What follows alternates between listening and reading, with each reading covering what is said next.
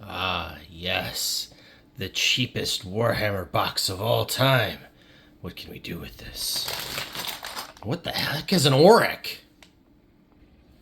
Wah! Welcome back to the Red Ones Go Fast. I am Old Big Mech, and in today's episode, we are indeed diving into Dominion, which is the Age of Sigmar launch box, but we're going to make it 40k. Let me explain. So basically what happened was when 9th edition Warhammer 40k came out, they made the Indominus box, right? Which everybody loved. It sold out everywhere. It was a really big deal. So it was still the pandemic going on, and Games Workshop was getting ready to re-release Age of Sigmar's new edition, and they made the Dominion box. Except for they vastly overestimated how many people would be into Age of Sigmar compared to 40k, and they made another huge tactical error, and that was Krule Boyz. You see, well, the Stormcast Eternals are cool and people would want those. The antagonist were this brand new force of Tolkien-ish looking orcs that were nothing like the orcs and gobos of yore. And so these things are not popular at all. The result is the Dominion box is super cheap and can be found everywhere. There are literally dozens of listings on eBay for right around $100 US shipped to your door. However, if you split it up, things get even more interesting because, again, the Stormcast Eternals are actually like in demand and people want them. And again, there's tons of conversions out there to make these guys Adeptus Custodes and turn Yandastra into Celestine for the Sisters Battle and all sorts of things like that. Those are all well documented. But nobody has figured out anything really to do with the Krule Boyz, and they're very unpopular. So you can get a Krule Boyz half of Dominion for less than $50 shipped to your door. I've seen them as cheap as $35 on eBay in the last few weeks for the whole half kit. So what all do you get? Can we actually use any of it in 40k? Can we orcify any of this? We're going to give it a go. So first things first, we should take a look at the contents. Again, this is the full Orc half, Krule Boyz half of Dominion, and they do give you these kind of cool cards to let you know what the units are. So there's this Kill a Boss with a Stabgrot, a Swamp Call a Shaman with a Potgrot, a Kill a Boss on Great Gnashtooth, a Merc Knob with Belchabana, some Gut Rippers, and some Hopgrot Slittas. Oh, as well as these Manskewer Bolt Boys and your regular old Krule Boyz. So those are all of your units. So we're going to see how we can orcify these. Now you can see on the artwork here, this compared to an orc is really weedy. And what do I mean by weedy? Look at how skinny this is compared to even, this is a really, really old war boss. This is from Assault on Blackreach, which was the 5th edition starter. So this guy is half of Warhammer old. He's 5 editions old, and he's still way beefier than the Kill a Boss guy. So basically, when you try to use these in the army, they look malnourished. Let's see what we can do to fix that. Alright, so we move it over to the workbench. We are going to start with the Kill a Boss, see what we can make out of it. Well, I gotta say, that's got to be about the ugliest boss I've ever seen. First of all, when you put him together, his head is literally made of all 3 pieces sandwiched together. There's like the back of his helmet is on the back piece, the middle of his head is on the middle piece, and then the gob is on the front. And so you really got to put them all together and then chop his head off to get anywhere with them. And then again, you can see what I mean by the weediness when you put him next to even this war boss. He just looks so malnourished. You run into this other problem with him too, where his foot is actually molded into this base plate thing with a dead Stormcast on it. So you're going to have to find some feet somewhere too to actually make this guy. Alright, so what can you really do with this thing? Well, it's way too small to be a war boss or even a knob. Its dimensions are too weird to really do much with. However, I do think it'll make a good weird boy. So this is actually a Swamp Call a Shaman or something like that from Underworlds that a lot of guys are using as weird boys because it's a very similar build to the weird boy, and it's plastic instead of resin or metal. Basically, you've got a funky looking orc holding a big stick. This guy's a funky looking orc holding a big stick. So what I would do to actually finish turning him into a weird boy is cut off the axe head, turn this into some sort of weird stick, and again, legit chop this dude's head off, put any old random orc face on it, and I think you will be good to go. So we'll finish modifying him later. For now, we'll set him aside. I think we have a weird boy. Now his little stab grot, on the other hand, he's a grot. He looks like a grot. He's got a funky helmet on and a weird shield, but he looks like a grot. So you could add him to a grot squad or make him a distraction grot, something. The problem, of course, being with making the killer boss a shaman or a weird boy is you also have the Swamp Call Shaman, who looks like a weird boy. So let's put him together next. All right, and that is the Swamp Call Shaman, and he is actually, again, close enough to be a weird boy. Now, you can only have 3 weird boys total, so if you have the original weird boy and this guy, you only need to make 1. If you don't have this guy, I guess you can make 2 out of this box, so it still has some value to it, but this guy is easily a weird boy. No conversion necessary. His face is pretty orcish. He does have quite a few weird spiky things that you might want to chop off, and then these swamp, like the reeds and stuff, but those are all easily removable. Alright, now we've got the pot grot, and yeah, he's kind of cool. You can't really use him for anything. I mean, again, I think you could put him maybe in a regular grot squad, or make him like an alternative ammo runt who's cooking up liquid ammo for bombs. I don't know, you could do something with him, but he's cool enough to put in an army. So far we've got 1 to 2 weird boys and 2 grots.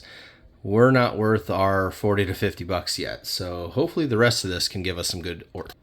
So no surprise, the Merc Knob with Belchabana, totally a knob with Wabanner, no problem. So his height is a little tall. You can see here he's actually a bit taller than a war boss, but you know, some of that is kind of his upright pose. However, the nice thing is his head is completely separate, as you see here, with just a little peggy on it, and you can actually trim down the way this neck stands proud, and then glue the head lower down, and he would be literally a perfect representation of a knob with Wabanner.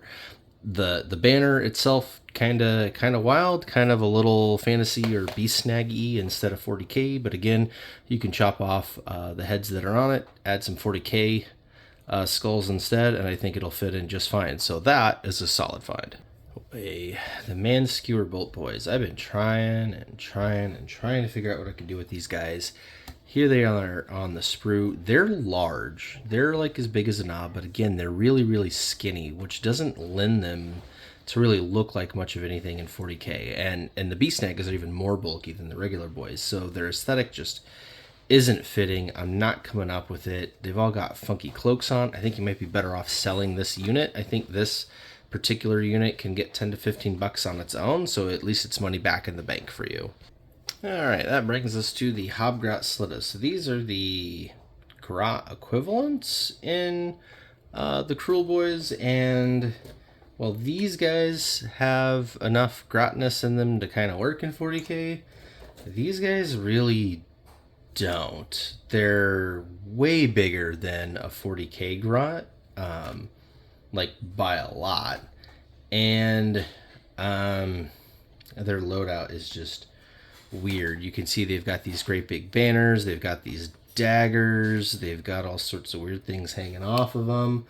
I mean, if you wanted like a Beast Snagga vibe to your grot squad, you could use them, but they're missing blasters, so you know they really aren't going to be what you see is what you get.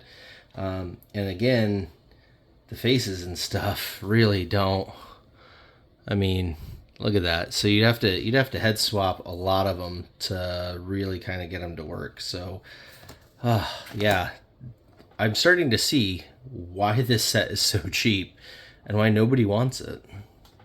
Alright, the actual Krule Boyz, the Gut Rippas, the Bread and Butter squad. So, again, they are taller and skinnier than their 40k counterparts. They really wouldn't work as normal boys. However, these guys are a bit bulkier than they look. And I think if you wanted to make a Beast Snagga themed army, these would be good Beast Snagga standards. Now, the weapon arms are weedy. You can see, you know, like this one here, that bicep's got nothing on, you know, an orc bicep. It's just not the same. But again, you do get extra arms in all of your boy squads, especially the old school ones. And surprisingly on these, even though there's like pegs inside, a lot of the joints are at the shoulders. It should be easy enough to put other arms on. Or again, you can use them as is, and I don't know, maybe they're beast snaggers that aren't really good at catching any beasts yet. Conversely, again, this squad actually has some value to it because, again, it's the bread and butter squad. And so if you pick up a Dominion box and then you want to actually build out your Krule Boyz armor, you're going to need another one of these squads. So this one's got some value. So I think we'll sell this one too. And our final unit is the Kill a Boss on Great Gnashtooth. Now this one I have some hope for because I think it's about the same size as Mazrog Scragbad, so let's get him out. Alright, so here is Mazrog, and this kit is amazing because it comes with everything you need to make Mazrog, as well as the Beast Boss on Squigosaur. So there's a bunch of extras in here, which I think we can use with the Kill Boss in order to make 2 of these. So let's take a look. Well, first things first, the base is going to be a problem. You have a big round base for Mazrog, and then you've got this oval base for the Gnashtooth, so you'll have to get your hands on another round base. Alright, so I think we have a chance here. The extra parts you get are the middle of the squig, which maybe isn't all that useful, and the top half of the character. Now, when you look at the Kill-a-Boss, he is pretty built into the Gnashtooth, but you should be able to cut him off at the waist and use the Beast Boss right on top of him fairly easily. And as far as size goes, if we look at the size of the back legs here, you can see they are fairly compatible. And you put the middle part over, fairly compatible. The difference, of course, being this one's going to have 4 hooves, but, who cares? The face is kind of cool looking. It's not very squiggly, but it's very beasty. And again, if you were doing a Beast Snaggers themed army, I think this would actually work pretty well. So, well enough, in fact, I think I'm going to try it. So let's grab our clippers and actually try to build this one.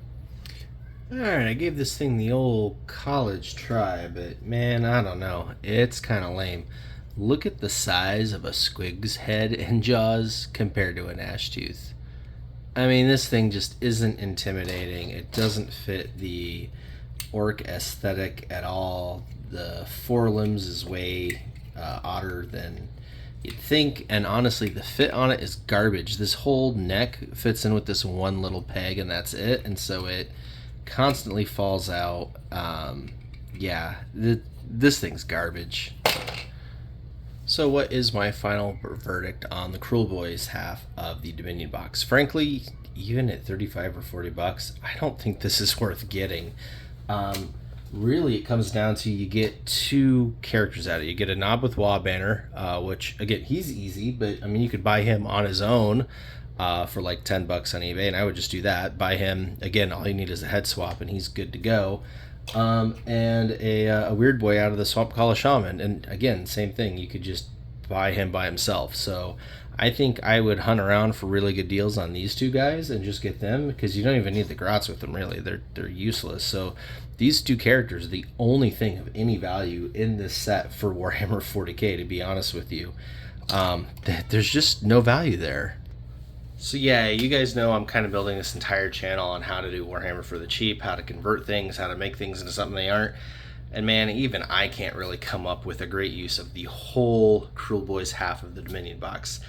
I think if you were really into some scratch building and you had like maybe a spare Mangler squig face or something like that, you could possibly do something with that Kill a Boss on Great Gnashtooth. But I mean, you would be so many hours into making that thing together versus just buying a Mazrog.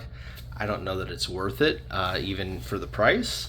Same thing with the actual Krule Boyz themselves, the Hobgrot Slitters, whatever they are. Like, yeah, you can kind of make them look like Beast Snaggers, but they've got the wrong weapons. Their arms are really weedy. They're like the size of Grot arms for 40k. You would really have to raid your bits box and do a lot of sculpting to get everything to fit together. You could just go buy a Beast Snagga box. If Beast Snaggas weren't a thing, like if they were like really old school, right? Back in like 2nd, 3rd, maybe even 4th edition days, you would get white dwarfs, right? And they'd come out with these really cool army idea articles with like some rules and stuff, and no kits. Like they just didn't exist, right? Like that's actually how Skitarii first came around. That's how the Arbites first came around. It's how the Scions, the Tempestus first came around. Like they were all these little index things in White Dwarf that didn't have kits yet, and a lot of people were like kit bashing things together. And famously the Battle Wagon did not have a kit for so long because they wanted you to like create your own, right? If we were in a situation like that where Beast Snagas didn't have any kits, you could totally like make a Beast Snagas army, right?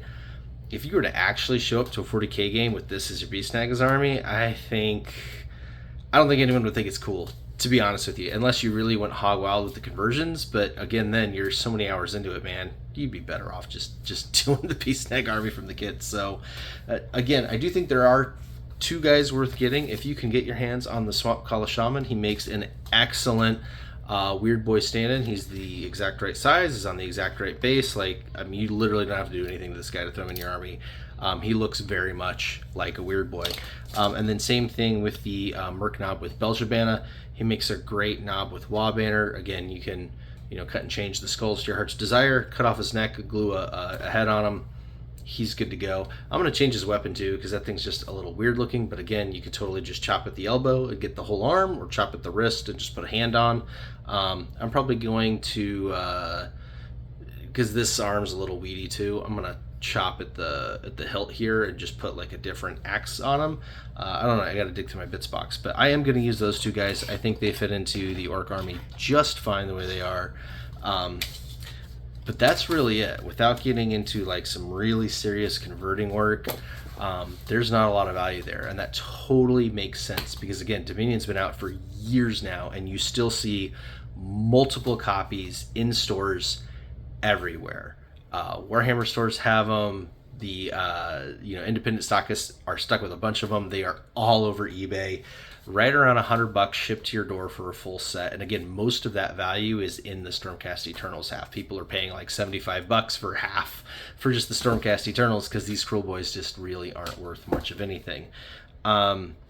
That being said, if you are interested in the Stormcast half, I still think it's a great buy there. If you were going to make, Adeptus Custodes army out of them, or like I said, turn Jan Jostin to Celestine, some of those more popular conversions, there's definitely value there.